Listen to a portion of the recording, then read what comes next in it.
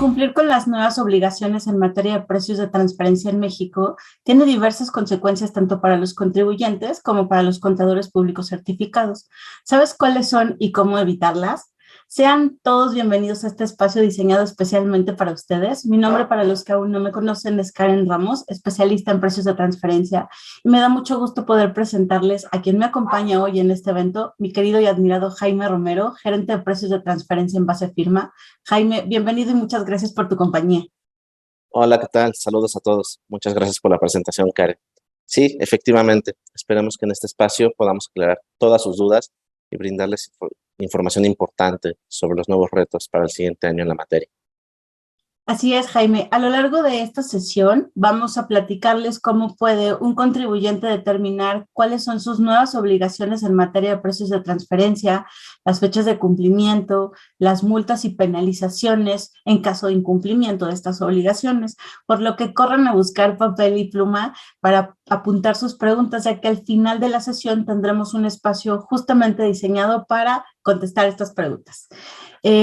El tema de la reforma 2022, no sé a ti, Jaime, pero yo recuerdo perfecto que cuando empezó lo leí y me sentí confusa, casi no entendía porque lo sentía como demasiado enredado, y pensando justo en eso, diseñamos un árbol de decisiones que puede ayudarlos a ustedes, sobre todo a los contribuyentes que son parte de un grupo nacional, a definir de manera más sencilla qué obligaciones de precios de transferencia le corresponde a cada una de las entidades de ese grupo, o en su caso, cuáles son las obligaciones que les corresponden a ustedes, ¿vale?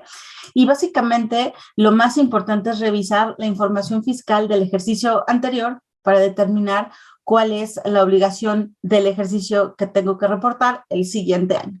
Y comúnmente, como en mi cabeza lo pienso, es una línea recta, como cuando empezamos a aprender a sumar y a restar de niños. Y entonces lo que digo es, ok, yo estoy a la mitad de la línea recta, este es el ejercicio 2022, para que yo sepa cuáles son las obligaciones de las entidades en 2022. Necesito revisar los ingresos acumulables del ejercicio anterior, es decir, 2021, para entonces después definir cuáles son mis fechas en 2023 del envío de todas estas obligaciones de 2022. Por lo tanto, aquí está el diagramita, como lo pueden ir viendo. Lo primero que habría que hacer es checar si los ingresos acumulables de la compañía o de alguna de las entidades del grupo fueron iguales o superiores a 1,650 millones de pesos.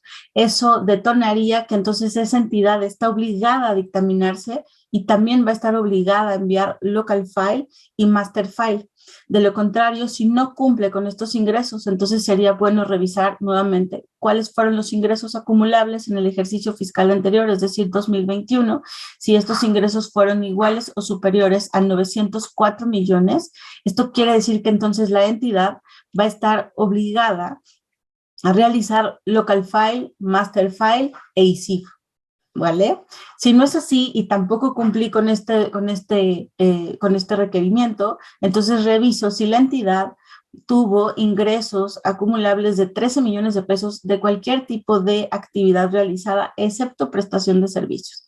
Y si fue una prestación de servicios, entonces nada más es revisar si tuvo la entidad 3 millones de pesos de ingresos acumulables, ¿vale? Si esto fue así, entonces la siguiente pregunta sería, oye, ¿tuviste alguna parte relacionada o tienes alguna parte relacionada en el grupo que esté obligada a dictaminarse? Si es así, esto inmediatamente obliga a esta entidad a tener que hacer local file, master file y enviar el ICIF, ¿vale? Si, oye, ya revisé, no tengo ninguna parte relacionada que esté obligada a dictaminarse, entonces lo más importante es revisar cuáles son las obligaciones, o más bien si tuviste operaciones con partes relacionadas. Y aquí es importante, creo que este pedacito es súper importante. ¿Por qué? Porque si bien recuerdas, Jaime, creo que en años anteriores era como que, ¿no?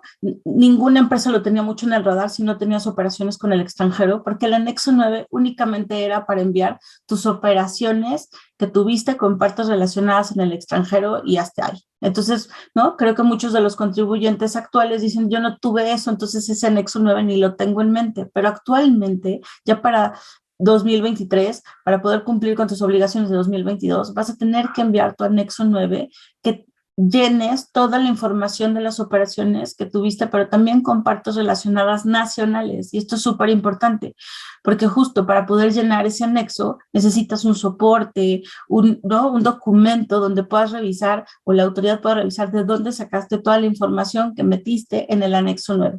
En el caso de las compañías, como estábamos mencionando, que tuvieron 13 millones de ingresos acumulables en 2021 o 3 millones, dependiendo de la actividad que realizaron, sí es importante que tengan su estudio y si tuvieron operaciones con partes relacionadas nacionales, pues mandar su anexo 9. Si no tuviste ninguno de estos ingresos, ¿no? Y dices, no, pues, o sea, no llegué a nada de eso. Ok, entonces lo más importante es revisar, ¿tuviste operaciones con partes relacionadas? Si sí tuviste operaciones, entonces tienes que llenar tu anexo 9, tienes que enviarlo y en este caso no tienes que tener un estudio, pero sí tienes que tener una documentación, soporte de cómo llenaste el anexo 9. ¿Vale? Finalmente, oye, Karen, no cumplí, o sea, no tengo ninguno de estos, o sea, no, por más que le hice, no tengo, ¿no? Hice el checklist y nada más no llegué, no te preocupes, entonces tus obligaciones de precios no tienes ninguna, ¿vale? Adicionalmente, es súper importante mencionar que también las entidades que hayan tenido 140 millones de ingresos acumulables en el ejercicio fiscal anterior o que hayan tenido un promedio de los activos de 100 millones de pesos o que hayan tenido un promedio de empleados de 300 empleados en ese ejercicio, entonces pueden optar por dictaminar. No es obligatorio, solo pueden optar por hacerlo, ¿vale? Listo. Entonces, no sé, Jorge, Jaime, ¿cómo lo ves? ¿Tú qué opinas de esto? Sí, muchas gracias por la información, Karen. Como pueden ver en pantalla, hay varios supuestos de información, de requerimientos, de datos que, bueno, toca revisar. Justo como bien mencionas, Karen, hacer un checklist en dónde podemos caer y sobre de eso, en qué obligaciones podamos caer. Bueno, pues toca revisar ahora el siguiente punto, ¿no? Las fechas de presentación, las fechas límites de envío de estas obligaciones que derivado, como se comentaba hace un ratito, derivado de la reforma fiscal 2022, cambiaron algunos puntos de fechas de presentación, algunos muy puntuales, algunos otros, bueno, se mantuvieron. Y sobre estos deadlines, pues empecemos por el, digamos, el más famoso, que es el anexo 9 de la DIF, que como ya adelantaba Karen en su momento, pues ya toca revelar toda la información con partes relacionadas, tanto nacionales como extranjeras. Y la fecha límite del envío de este anexo 9 de la DIM, bueno, y en general de la DIM, es el 15 de mayo del siguiente año y así sucesivamente para años posteriores. Anteriormente, este anexo, como ustedes saben, se presentaba dependiendo si el contribuyente presentaba dictamen fiscal o DICIF, se presentaba 31 de marzo o 15 de julio. Por ahí, bueno, pues tenemos este cambio al 15 de mayo.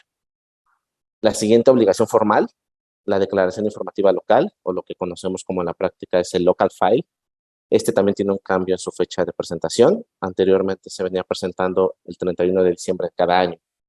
Ahora con el cambio en Reforma Fiscal 22, este también recorta su periodo de presentación. Ahora es necesario presentarlo también el 15 de mayo de cada año. Respecto al master file o la declaración informativa maestra de partes relacionadas, esta no sufre ningún cambio en su fecha de presentación, se mantiene al 31 de diciembre de cada año, como se venía manejando desde años anteriores. El único tema aquí importante que toca revisar caso por caso es cómo es el ejercicio fiscal de la controladora multinacional. Si es un ejercicio regular, bueno, pues tocará revisar en qué fecha cierra la controladora para saber exactamente en qué periodo de tiempo debemos enviar el master file. Lo común es el 31 de diciembre, pero tocará revisar ejercicios irregulares de las controladoras. Respecto al country by country o al reporte país por país, es mismo caso, no tiene algún cambio en su fecha de presentación, sigue siendo 31 de diciembre y aplica la misma lógica para ejercicios irregulares de los controladores multinacionales. Respecto al ICIF, de igual manera no tiene ningún cambio, como ya se venía manejando desde hace un par de años. Este se mantiene el 31 de marzo de cada año. Es importante mencionar que dentro de este ICIF hay apartados de precios de transferencia, los cuales también deben de ser llenados con información de las partes relacionadas y, bueno, pues la información de los montos de operaciones intercompañía. Y por último, el tema del dictamen fiscal, que igual ya se adelantaba hace un momento. Este dictamen fiscal, como sabemos, se venía presentando 15 de julio de cada año y también tiene una modificación importante dado la reforma fiscal 22. Este dictamen fiscal también recorta su fecha de presentación al 15 de mayo de cada año.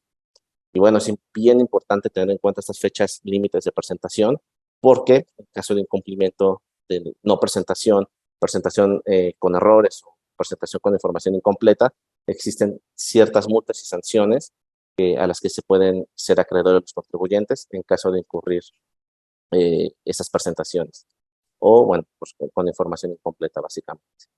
Y estas multas son variadas dependiendo de la obligación formal de precios de transferencia por la cual se omita. Y en el tema específico de la declaración informativa múltiple DIN, en lo general y en específico en precios, como sabemos, es el anexo 9, el incumplimiento de no envío, de no enviar este anexo 9 de la DIN, o enviarlo con errores, o enviarlo con información incompleta, tiene una multa económica de hasta 172,000 pesos por cada error omitido o por cada parte omitida de información en este anexo 9. Entonces, ahí es muy importante, ¿no? La materialidad se puede vislumbrar el tamaño de información que se haya podido omitir en este anexo 9 de la DIN. Respecto a las declaraciones anuales informativas, local file, master file, country by country, en caso de no ser presentado alguna de estas declaraciones anuales, las sanciones pueden ir hasta 245,000 pesos aproximadamente.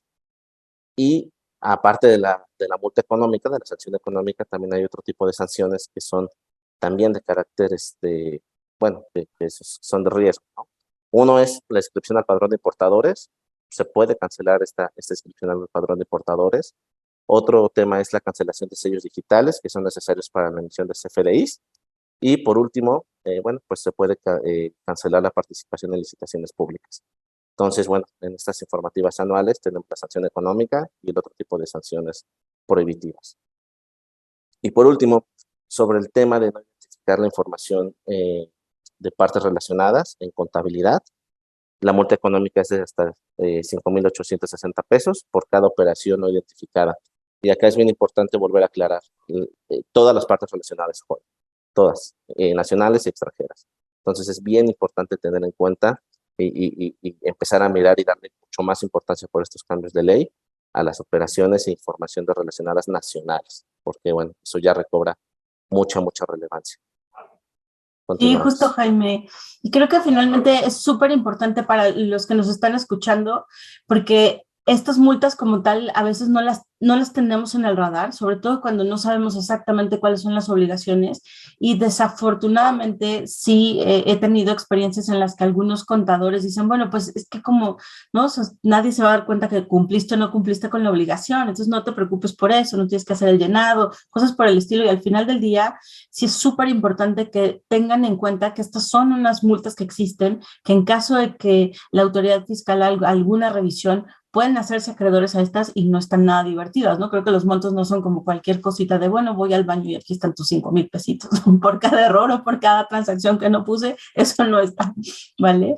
Y la otra parte que es muy importante, considero, es ahora tomar en cuenta también las penalizaciones que tienen los contadores públicos certificados o auditores, ¿no? Porque al final del día, cuando los auditores están realizando la revisión del dictamen fiscal, si ellos están revisando o están viendo que tienen el contribuyente que está incumpliendo con alguna disposición fiscal y aduanera o que ha llevado a cabo alguna conducta que pueda constituir una comisión de un delito fiscal, entonces estos auditores están obligados a informarlo en el dictamen, a ponerlo en su opinión como algo que no está, que el contribuyente no está haciendo bien, y por lo tanto eso significaría una opinión que no está limpia en el dictamen, ¿no? Pero al final del día, si el auditor no lo hace o no lo determina de esa manera, entonces el problema va a ser para ellos, porque ya van a venir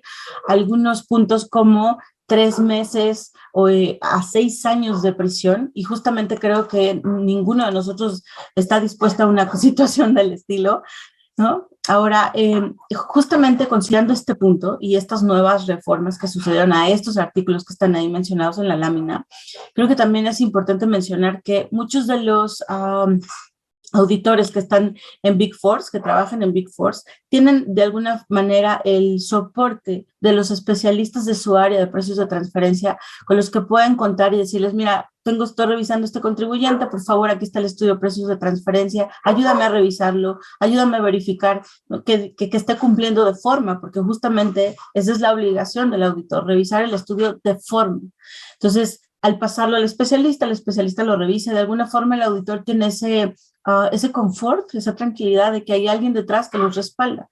Cosa que no es igual cuando es un auditor que está en una firma pequeña, ¿no? En un despacho boutique, en un despacho mediano en el que esa área no está, no existe. Y entonces casi como cuando éramos niños que salía, creo que era Chabelo el que salía en la tele diciendo, cuéntale a quien más confianza le tengas, ¿no? Entonces es como, haces, o sea, con aconsejarles a los auditores, ¿no? De que sean parte de este rubro, que busquen a su asesor de precios de transferencia de confianza, que platiquen con ellos para poder respaldarse con ellos, poder enseñarles los estudios o poder consultar con ellos algunas dudas de los contribuyentes que ellos estén dictaminando, de tal forma que puedan estar seguros de que lo que van a poner en el dictamen, en su opinión, está respaldada por un especialista y que ellos pueden estar tranquilos de que ninguna de estas sanciones, y mucho menos las de prisión, están al alcance de ellos, ¿no? Entonces, yo creo que eso sí es muy importante, sobre todo que lo consideren, y que los contribuyentes también consideren que si en este ejercicio los auditores se ponen un poquito más exigentes, un poco más rudos, un poco más de aquí en el estudio no dice que estás a valor de mercado, que estás dentro del rango intercuartil y por lo tanto no estás cumpliendo de forma, entonces los contribuyentes van a tener que hacer algo, cambiar, modificar y demás para que sí suceda, para que esto sí esté como el auditor lo requiera o lo necesite, porque al final del día hay que considerar que estas son penalizaciones para ellos. Y no es tan sencillo como auditor, si me pusiera yo en su lugar, no creo que fuera como tan sencillo, bueno, no te preocupes, lo dejamos y ahí le pongo una notita chiquita. Claro que no, porque ya va ahí mi persona. Entonces sí, sería muy bueno también que hubiera, por ejemplo, comunicaciones entre el despacho que está haciendo el estudio de precio de transferencia, el auditor, el contribuyente, todos juntos para platicar sobre, oye, esta operación está así, ¿tú cómo la ves? ¿Estás de acuerdo? Tal vez está fuera de rango, pero no hay una contingencia fiscal. ¿Cómo tú como auditor, cómo te sientes con eso? Precisamente para poder proteger al contribuyente, pero también para que el auditor se sienta tranquilo al momento de emitir su opinión, ¿no? Entonces, creo que esto es muy importante. No sé si podemos empezar o pasar al área de preguntas y respuestas para empezar a ver exactamente quién es de las personas que están en línea, si es que existe alguna duda. Creo que sí. Denme un segundo porque las estoy checando, ¿vale? Sí, justo. A ver, tenemos la primera pregunta que dice, dentro del grupo tenemos a una de las empresas que está obligada a dictaminarse. Llamémosla entidad A. Adicionalmente, otra empresa del grupo, que es la entidad B, tiene una operación intercompañía con la entidad A, que es la que está obligada a dictaminarse, por el concepto de reembolso de gastos por un importe de 25,000 pesos. Es importante mencionar que la empresa B tuvo ingresos acumulables durante el ejercicio fiscal 2021 de 1,000,000 de pesos. Esta parte relacionada también estaría obligada a presentar ISIF. ¿Cómo ves, Jaime? Gracias, Karen. Creo que es un tema que va a ser bien recurrente el siguiente año para efectos de determinar las obligaciones, y esta pregunta quisiera dividirla en dos, porque ahí se detonan dos supuestos. El primero, como lo plantean ahí, existe una operación, bueno, existe una relación de parte relacionada con una compañía que se encuentra obligada a dictaminar estados financieros. Eso, por consecuencia, obliga a esta compañía, siendo parte relacionada de esa compañía obligada, a presentar local file. Eso es un primer punto que habría que desmenuzar de ese supuesto, ¿no? Esta compañía que tiene parte relacionada obligada estaría obligada a local file independientemente de la materialidad o monto de la operación intercompañía que con ella tenga. El segundo punto, sobre lo que es uno de los cambios por reforma fiscal, por ahí en fracción sexta del 32H, hay una regla en resolución miscelánea fiscal, que es la 2.16.5, que menciona específicamente que en esos casos, cuando se tenga partes relacionadas obligadas a dictamen, solamente se estará obligado a presentar ISIF en los casos en que el monto de la operación exceda 13 millones de pesos mexicanos en el caso de actividades empresariales o 3 millones de pesos mexicanos en el caso de servicios profesionales. Y en el supuesto de este reembolso de gastos de 25,000 pesos, como vemos, no supera ni el umbral de 13 millones ni el de 3 millones. Por ende, la conclusión ahí sería, no estás obligada tú a presentar el ISIF, pero sí estás obligada a presentar tu local file por ser parte relacionada de la compañía obligada. Esa sería un poco la conclusión de ese supuesto. Ok, creo que tenemos otra pregunta en el chat. Déjenme, la comento. Ok, la pregunta dice, entiendo que las partes relacionadas de la empresa que supera el umbral de 1,650 millones y que está obligada a dictaminar financieros, tienen que elaborar y presentar local file, pero estas empresas también están obligadas a presentar el master file del grupo. Ok, Karen, ¿qué opinas sobre este punto? Fíjate que es una pregunta muy interesante, considerando sobre todo que como que nos estamos enfocando mucho a tienes la obligación de hacer el local file y por qué. Porque como el local file se manda de manera individual, es decir, cada contribuyente manda su local file y ¿no? Con eso cumple con esa obligación. Y el master file se puede mandar individual, pero también se manda de manera conjunta. Es decir, el 1, 2, 3 por mí, por todos mis compañeros, ¿no? O sea, una entidad del grupo, entre todas la designan y le dicen, a ti te va a tocar mandar el master file por ti y por todos los que estamos obligados. Y cuando esa entidad que fue designada a mandar el master file, pues lo único que tiene que hacer es meterse al sistema, mete su RFC y el RFC de todas las partes relacionadas obligadas a mandar el master file y con eso se está mandando el master file de manera conjunta. Y de alguna manera, el hecho de que justamente todos estemos enfocados en, es que pues como tienes una parte relacionada que va a estar obligada a dictaminarse y eso te obliga a ti a hacer un local file, como que nada más nos quedamos en eso, ¿no?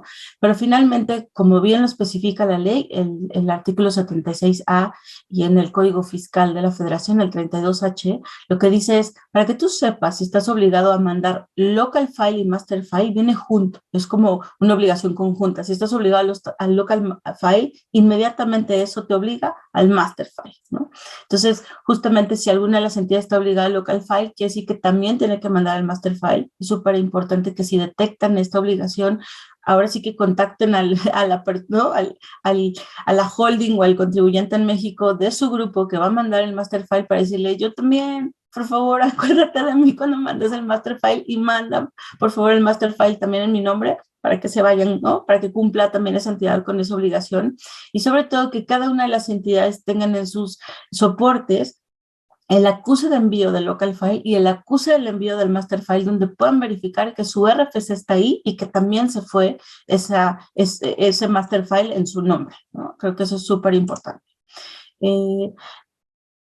Hay una pregunta que dice, si solamente una de mis compañías va a optar por dictaminar, ¿cuál es la obligación de esta entidad y sus contrapartes? Ok.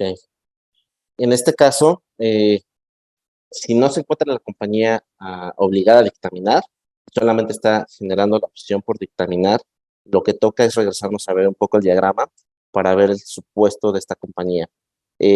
Evidentemente, creo que si estamos dentro de los requisitos de opción por dictaminar, estaríamos por ahí obligados también a generar un estudio de precios de transferencia y a tener la documentación de anexo 9 y demás por las operaciones con partes relacionadas. Solamente, bueno, esto lo deducimos por el monto que se pide para poder dictaminar.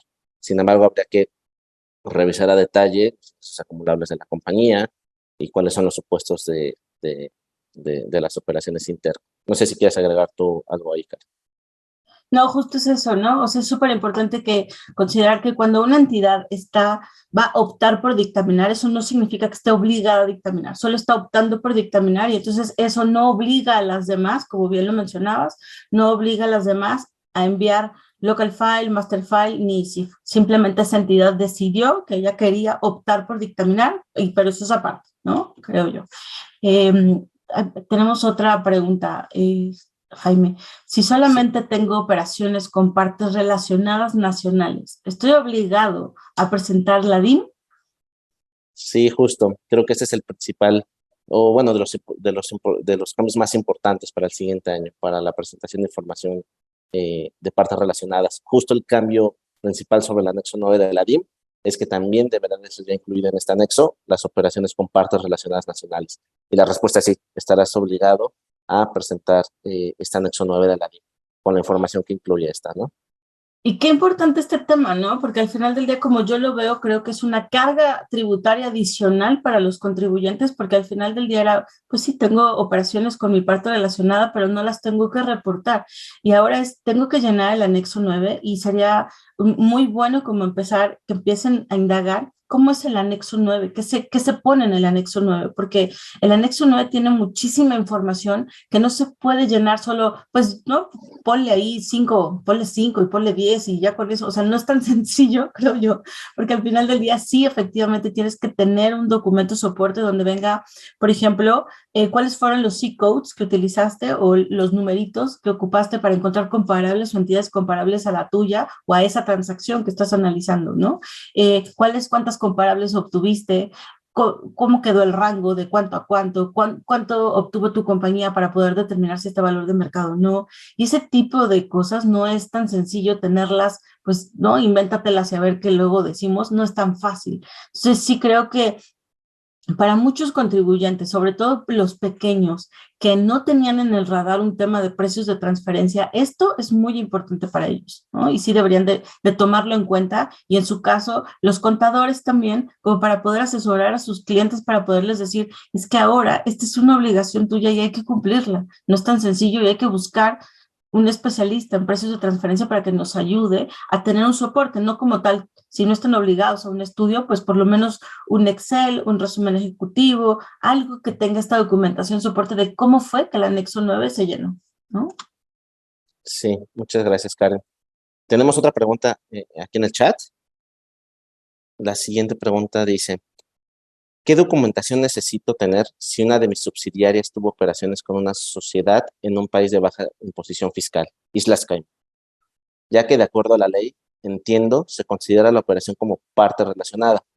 ¿Es correcto? Y de ser así, ¿qué necesito solicitar? ¿Necesito solicitar algo al proveedor de dicho país? ¿Qué opinas, Karen? Pues efectivamente, si tienes una operación que fue realizada con una sociedad que es residente en un país de baja imposición fiscal, de acuerdo a la ley, efectivamente esto se considera que es tu parte relacionada y por lo tanto tienes que documentar esa transacción.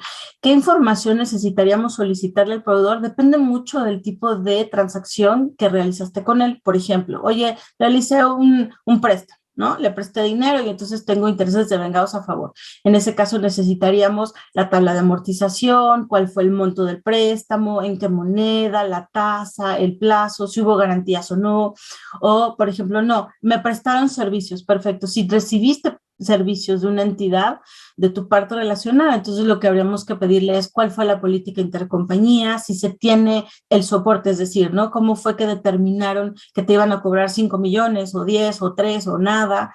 Eso es súper importante y sobre todo en el tema de servicios, la parte más relevante es poder documentar que el servicio fue efectivamente prestado, cuál fue el beneficio que tuvo para tu entidad el haber recibido ese servicio, ¿no? Y tener el soporte de todos los entregables del servicio para que puedas documentar, es que sí me lo dieron, de verdad que me lo dieron, ¿no? Entonces, pueden ser correos, pueden ser minutas de llamadas, algún reporte que te haya enviado tu corporativo, cosas por el estilo, ¿vale? Tenemos otra pregunta. Tengo operaciones solo con partes relacionadas nacionales. No supero el umbral para enviar o preparar local file. ¿Puedo presentar el anexo 9 sin preparar el estudio de precios de transferencia? Sí, creo que ese es un tema bien interesante también respecto cuando se tienen operaciones con partes relacionadas, pero probablemente los umbrales de ingreso no superen los límites para estar obligado propiamente a un local file o propiamente incluso a un estudio de precios de transferencia, dependiendo de la actividad del contribuyente. La obligación de presentar anexo 9 es sí o sí, en esa no hay una materialidad de ingresos acumulables o de monto de operaciones. Nuestra recomendación siempre es que ese anexo 9, independientemente supongamos que no se encuentra el contribuyente en el supuesto de la obligación de tener un estudio local file, ese anexo 9 sí preferentemente tendría que estar respaldado con una documentación que explique y que muestre el proceso de análisis de los análisis que se vierten en el anexo 9, dado que, bueno, parte de las obligaciones de los contribuyentes es conservar la documentación de sus operaciones con partes relacionadas. Hay un poco las recomendaciones, sí, si tal vez no un estudio en forma o el propio local file porque no superamos esos umbrales, sí es tener un respaldo de documentación de la información que se vierte en el anexo 9. No Sí, sé si claro, quieres ¿no? agregar.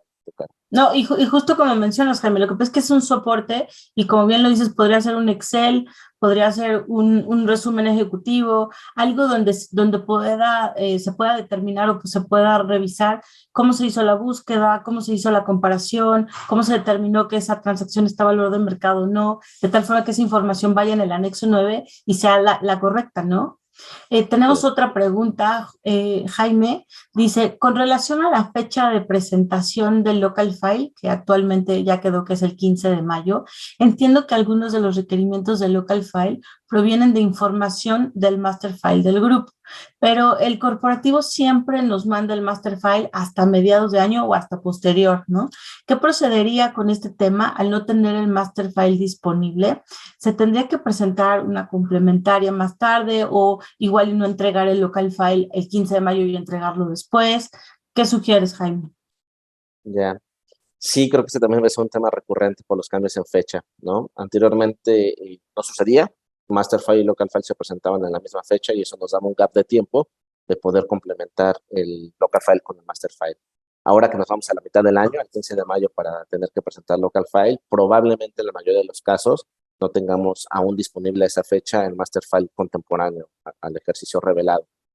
Nuestra recomendación, y lo que como nosotros lo vemos un poco en la práctica, eh, es evitar el riesgo de cumplir con la fecha de envío de local file.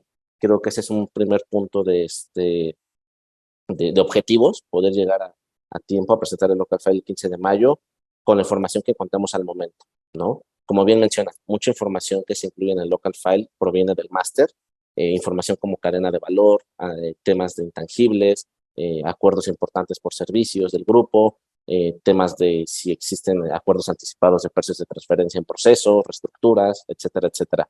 Mucha de esa información es requisito de local file y proviene del máster.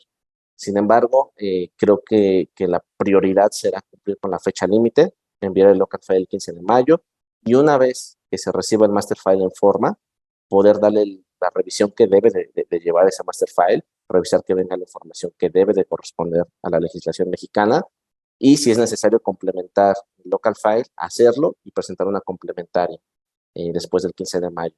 Es importante tener en cuenta que no existen algunas multas, penalizaciones o sanciones por presentar complementarias de local file. Entonces, creo que esa sería nuestra recomendación. Sí, justo como bien mencionas, Jaime, perdón, es que vi una pregunta también aquí en el chat que dice, oye, ¿hay una diferencia entre el estudio de precios de transferencia y el local file? Y claro, es como lo mencionas, ¿no? O sea, el estudio tiene solamente ciertos requisitos y el local file tiene algunos puntos que tienen que venir desde el master file y, o por ejemplo, también que viene la información financiera de las partes relacionadas con las que se tuvieron transacciones. Y esa es una parte súper complicada, sobre todo cuando tienes operaciones con partes relacionadas en el extranjero. Cuando las tienes con las nacionales, bueno, todavía es dos, tres sencillo que te pasen la información financiera y poderla colocar. Pero cuando la tienes con partes relacionadas en el extranjero, es que yo me imagino, ¿saben? Como al contribuyente mexicano, como Karen Ramos diciéndole a su hermana, ¿me prestas tu estado de cuenta, porfa? O sea, mi hermana se ríe y dice, ay, sí, ajá, ¿y qué más quieres, nena? O sea, claro que no, no me la va a dar. Y es lo mismo, si le digo, si un contribuyente mexicano que su corporativo está en el extranjero y le dice, oye, por favor, ¿será que me puedes pasar la información financiera de todas mis partes relacionadas con las que tuve operaciones porque lo necesito como un requisito de ley en México? O sea, no es lo mismo. Ya veo yo diciéndole a mi papá, ¿me puedes pasar los estados de cuenta de Kenia? porfa, para que yo pueda, o sea, se muere de la risa, decir, ándale, nenita, ¿y qué más quieres, no? Cosa que sí pasa, es una realidad. Y entonces, cuando esas cosas pasan, lo más importante es que recordemos que no estamos obligados a lo imposible, no tenemos que cumplir con algo que no es sencillo, que no tenemos en nuestras manos, y sí por lo menos poder indicar en el local file esta documentación o esta información no estuvo disponible al momento de realización del local file. Sin embargo, en caso de una solicitud por parte de la autoridad fiscal mexicana, con muchísimo gusto se le proporcionará, ¿no? Porque justamente es información que no tengo yo en mi contabilidad y que tampoco estoy obligado a tener, ¿no? Entonces, bueno, esa era. Jaime, creo que tenemos más preguntillas por ahí. Sí, creo que esta es bastante interesante y creo que va muy ad hoc a lo que comentabas hace ratito sobre las posibles penalizaciones para los auditores. Eh, la pregunta dice, mis auditores me comentan que no tengo contingencia en precios de transferencia, pero que no estoy a valores de mercado. ¿A qué se puede deber esto? Básicamente es importante mencionar que todavía hasta el ejercicio, los estudios y toda la documentación que se envió de 2021 ahora en 2022, podíamos estar en rango intercuartil o en rango total. Y claro que yo soy súper visual, ¿no? Entonces, así como recuerdo la recta de cuando sumas y restas para ir viendo cómo sé qué obligaciones tengo, justamente en mi cabeza cuando vemos este tema, cuando me imagino el rango intercuartil y el rango total, siempre pienso en el principito, ¿no? La serpiente devorando el elefante. Si recordamos la imagen del libro, eso es una campana de Gauss para temas estadísticos. Y justamente lo que hacemos en precios de transferencia y lo que se hace es un método estadístico donde agarras una muestra de varios elementos y entonces los pones, ¿no? Y revisas cuáles se parecen más a tu contribuyente o no, o a la transacción que estás revisando. Y entonces, anteriormente teníamos el rango total, que era mínimo, máximo, y si entrabas en todo ese rango no había problema. Pero ahora lo que dice el SAT es que está súper lindo tu rango total, pero yo necesito que estés en el rango intercuartil, es decir, lo que está, ¿no? Después del rango intercuartil está el mínimo, primer cuartil, mediana, tercer cuartil y máximo. Entonces yo solo necesito lo que esté en el rango intercuartil. Si está en rango intercuartil, se va a considerar que está a valores de mercado. Si no está en rango intercuartil, entonces no está a valores de mercado y por lo tanto no cumple. Conste que justo como la pregunta lo dice, ¿no? Oye, es que no tengo contingencia, o sea, tengo, por ejemplo, una deducción menor de la que debería de tener, eso no es una contingencia, pero no estoy a valores de mercado. Justo esos son los puntos que comentábamos anteriormente de eso es justo lo importante, lo que tenemos que revisar los tres, es decir, contribuyente, especialista, precios de transferencia y auditores, para estar de acuerdo en ver qué vamos a poner, el auditor con qué se siente cómodo, porque pues muchos auditores como que obviamente si dice ahí que ahora tengo una penalización de 3 a 6 años de prisión, pues yo zafo, ¿no? Entonces, si dice también y conforme a todos los folios del instituto, del Colegio de Contadores, que indican, oye, tú como auditor, tú tienes que revisar que el estudio cumpla de forma, pues entonces de forma la ley dice que tienes que estar a valores de mercado y no, o sea, es irrelevante si tienes contingencia o no, tienes que estar a valores de mercado y yo necesito que el estudio diga eso. Justo es lo que necesitamos platicar con ellos para que estas discusiones no estén siendo determinadas o platicadas el 15 de mayo, donde ya no podemos hacer nada, ¿no? Sino un poquito antes para entonces poderlo plantear y todos estar de acuerdo y que el contribuyente cumpla con las obligaciones que tiene sin problema alguno y el auditor se sienta tranquilo.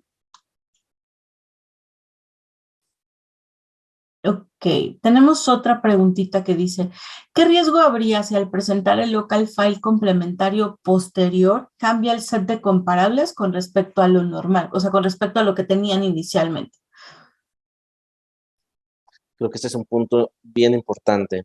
Yo creo que habría que revisar los argumentos que se exponen en el estudio para cambiar el set de comparables.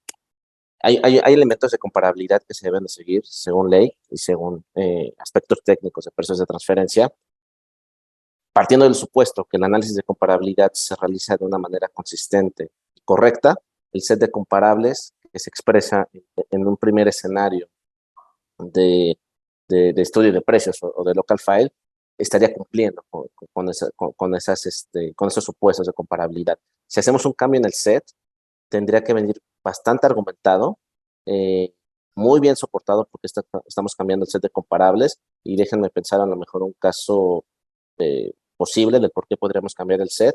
probablemente la información financiera que tomamos de las compañías comparables al momento de la elaboración mantenía información financiera no contemporánea, tal vez, ¿no? Venía con un ejercicio de retraso o vaya, con la última información disponible de las comparables. Y al actualizarlo, tal vez a la complementaria de local file, por ahí por noviembre, octubre o septiembre, nos damos a la tarea de actualizar la información financiera de las comparables y nos damos cuenta que, bueno, pues hay nueva información financiera de las comparables y tal vez la información financiera de las comparables, perdón, demuestra que existen riesgos de mercado en las comparables, como pérdidas operativas o pérdidas brutas, tal vez algún registro de información financiera de intangibles que no es comparable a nuestra parte analizada, etcétera, etcétera, ¿no? Entonces, teniendo estos argumentos detrás, pudiéramos soportar el cambio de set de comparables. Vaya, creo que un poco la respuesta es qué, qué tantos argumentos tenemos desde un aspecto técnico y obviamente siguiendo ley para poder hacer ese cambio de set de comparables. Si no existen, si no hay un argumento suficiente, creo que sí existiría un riesgo solamente de cambiar por cambiar, vaya, ¿no? Creo que eso es algo que se debe de revisar muy a detalle. No sé si quieres tú agregar algo, Karen. Justamente creo que ahora, por ejemplo, con esto de que es que ya tenemos hasta el 15 de mayo para enviar el local file, esa parte realmente es como, sí, pero es que muchas veces las comparables no suben información, a veces la suben en abril, ¿no? Y a veces en mayo y a finales de mayo.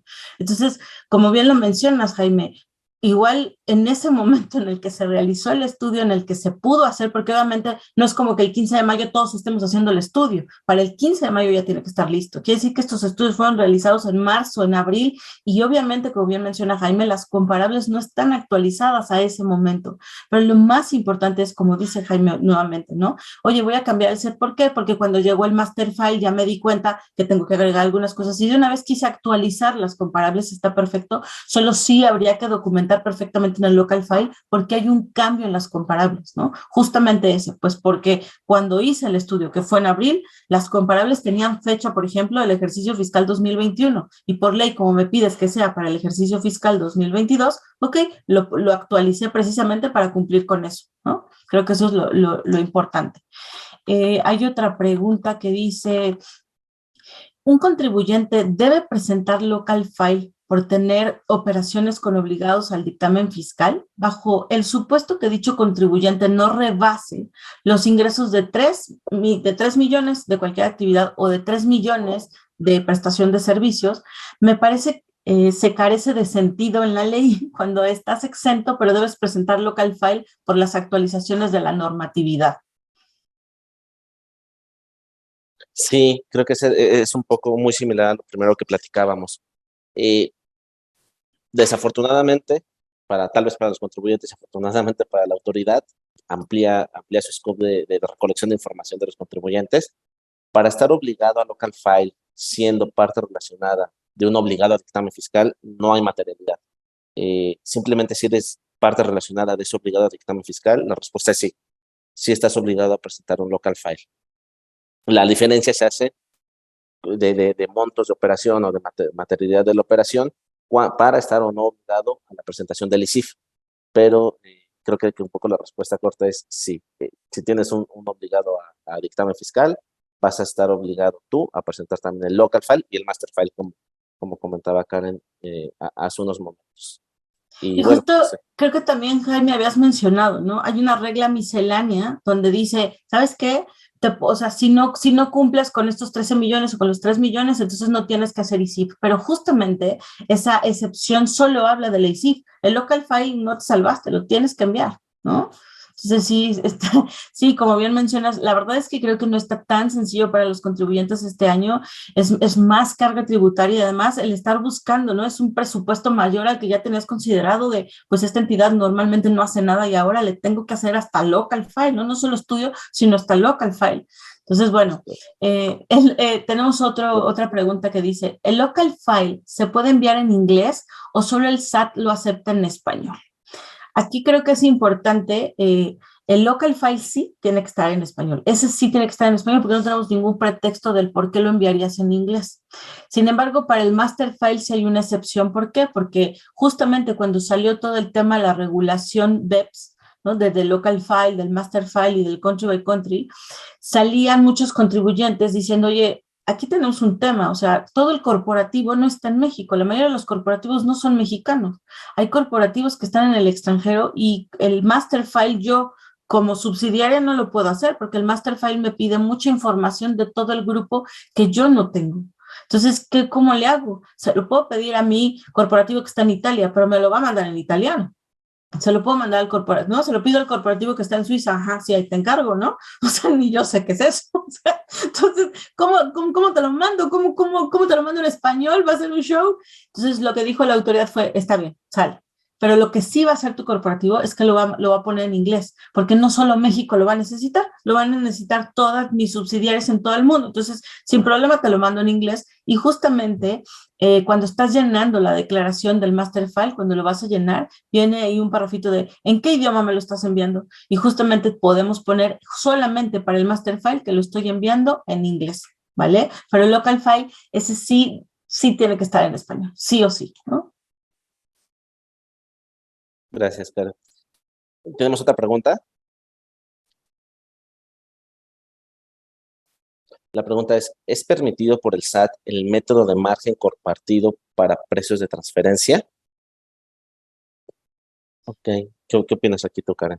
Eh, no entiendo muy bien eso del método del margen compartido. No sé si se refieren, por ejemplo, al residual, ¿no? Al método de partición de utilidades o al método residual de partición de utilidades. Si se refieren a eso, justamente al SAT no le encanta, ¿no? No es como que diga, qué divertido método. No, al contrario, como que ese método, esos métodos sí para el SAT son como muy cuestionados, justamente porque para realizar ese método de comparación es, es muy subjetivo, ¿no? Hay que estar considerando muchísimos supuestos y el SAT no tiene una certidumbre de lo que está pasando. Entonces, por eso para el SAT no le encantan estos métodos. La verdad es que no es fan de, qué divertido. No, eso sí, no le gustan. Y cuando se ocupen, es súper importante que además de ocupar ese método, pues sí se haga como un método adicional o una revisión adicional, un MMTUO, por ejemplo, de tal forma que se pueda analizar la rentabilidad de la compañía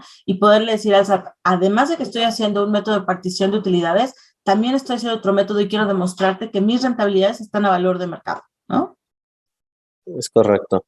Y adicionando un poquito a la respuesta de Karen, es bien importante también tener en cuenta que en ley, eh, cuando en el 180 de la ley del impuesto sobre la renta, cuando se mencionan los métodos de precios de transferencia, se especifica por ley que el primer método que se debe de probar y que evaluar si es posible aplicar es el método de precio comparable no controlado, lo que conocemos como PC en la práctica. Por ley, se debe de probar si efectivamente o no ese método puede ser aplicado. Y así sucesivamente con los métodos debe haber una razón argumentativa en el estudio del por qué sí o justo del por qué no esos métodos son de utilidad para evaluar la transacción intercompañía. Eso debe de quedar muy, muy claro en el estudio. Sí, justo. Tenemos otra pregunta, Karen. Si una empresa prestadora de servicios rebasa el umbral de ingresos acumulables y su principal parte relacionada es mexicana y está obligada a dictamen fiscal, ¿está obligada a local file? Ok. Creo que aquí habría que partir un poco el supuesto que nos comentan. Si la primera compañía que mencionan que es prestadora de servicios rebasa el umbral de ingresos acumulables, ahí la primera pregunta sería, ¿cuáles ingresos acumulables? Los de 1.650 millones de pesos que te detonarían obligación a dictamen fiscal y a local file, o los de 904 millones de pesos que te obligarían solamente a local file directamente por esta compañía, o los de 13 millones de pesos o 3 millones de pesos que te detonarían la obligación de contar con un estudio de precios de transferencia. Esto por la parte de esta prestadora de servicios que comentan.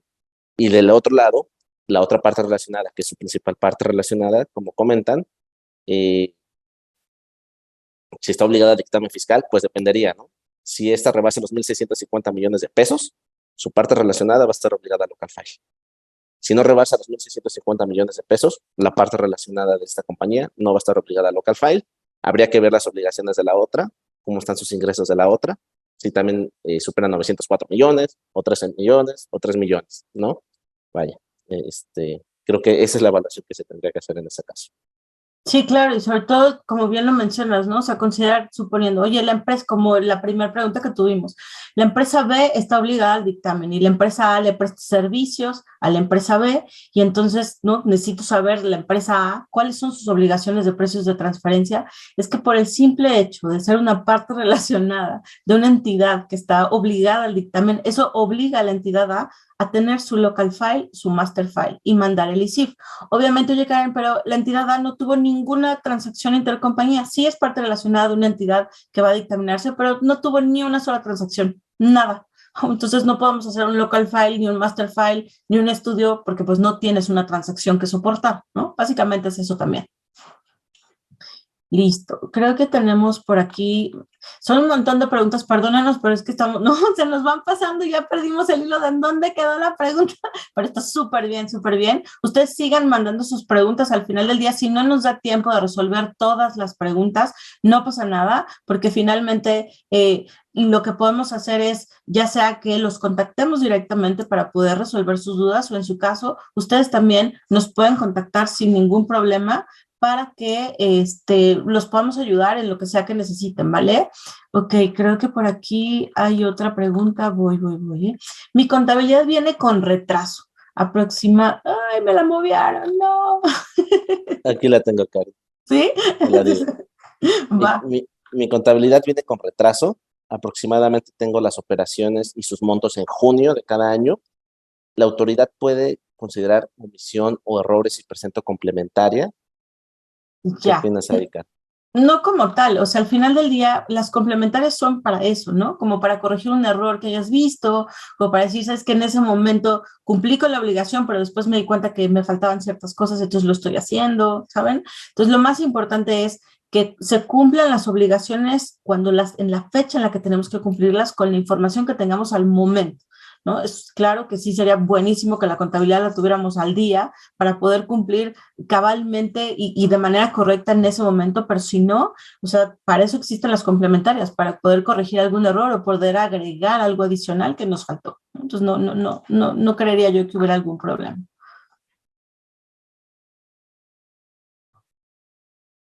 Y aquí hay otra, por ejemplo, que dice, si solamente tengo operaciones con partes relacionadas nacionales, ¿estoy obligado a presentar DIN? Sí, sí, justo. Creo que se repite un poquito con la que comentábamos hace rato. Sí, sí, se encuentran obligados a presentar el anexo 9 de la DIM si se tiene operaciones con partes relacionadas, en lo general, nacionales o extranjeras. Ok, listo. Y si presento un local file complementario, ¿el año de prescripción se mueve? Es una pregunta interesante. ¿Qué, qué, qué opinión tienes ahí, Tocar? Sí, sí se mueve. O sea, sí se mueve. ¿No? Justamente me llegó a pasar en que en algunos casos la autoridad abre auditorías por ejercicios que dices, pero es que ya pasó, o sea, ya pasaron tus 5 años, sí, pero como mandaste una complementaria posterior, eso dejó abierto ese ejercicio. Y la complementaria puede ser no nada más de la declaración anual, sino complementaria del anexo 9, complementaria del local file. Entonces sí es muy importante estar protegiendo esos temas porque obviamente nos va abriendo los siguientes ejercicios o nos va acercando la fecha de prescripción de una auditoría por parte del SAT, ¿vale? Gracias, Karen. Eh, Aquí hay otra. Es de mi entendimiento, el uso de rango total para determinar mis contraprestaciones ya no tiene validez para 2022. ¿Es correcto? Y sí, y sí es correcto, ya no tiene validez, porque si se acuerdan del elefantito que les dije de la boa devorando a la serpiente de la campana de Gauss, efectivamente antes, o sea, todavía hasta los estudios de 2021 podíamos tener las operaciones validadas con un rango total. Sin embargo, a partir del siguiente año, lo que nos dice la ley es, se puede considerar que tu transacción está a valor de mercado si, solo si está dentro del rango intercuartil. Si no está dentro del rango intercuartil, entonces no está a valores de mercado. Y justamente era lo que comentábamos hace rato, ¿no? Oye, ¿qué tal si, o sea, si te la compro, no estoy a valor de mercado, pero no hay ninguna contingencia por parte de México, estoy pagando más impuestos, ¿no? O no tuve todo, estoy deduciendo menos o estoy acumulando de más, ¿sí? pero hay que revisarlo con el auditor para saber su opinión, porque al final del día él es el que va a poner la firma y de él dependemos lo que él decida y cómo él se sienta, ¿no? Entonces eso es súper importante, creo que es muy importante. Creo que todavía tenemos como 4 minutitos y podría haber lugar a una última preguntita. Entre todos los cambios que se mencionaron, Jaime, ¿hay algún cambio para el country by country? Ya, ok. No, no, no. Como adelantábamos hace un momento, la fecha límite del country by country se mantiene para 31 de diciembre de cada año y no hay un cambio sustancial sobre los obligados a presentar esa informativa país por país. Realmente los principales cambios se dieron en anexos 9, dictamen fiscal, local file y las obligaciones sobre de esas. Para el country by country no hay un cambio específico. Perfecto. Bueno, pues creo que con esto culminamos esta hora. Esperamos que haya sido de su agrado y de todas maneras quedaron varias preguntas ahí en el tintero, pero no se preocupen, ya las tenemos anotadas, que los contactaremos a ustedes de manera individual para irlo revisando y cualquier forma les dejamos nuestros datos para que si tienen alguna duda adicional, alguna pregunta, algo, ¿no? Oigan, necesito a quien contarle mis problemas. Soy auditor y necesito un especialista de precios. Aquí estamos nosotros para ayudarles. Por favor, no duden en contactarnos. Nos dio muchísimo gusto tenerlos en este webinar y bueno, seguimos a la orden. Muchísimas gracias a todos. Gracias, hasta luego.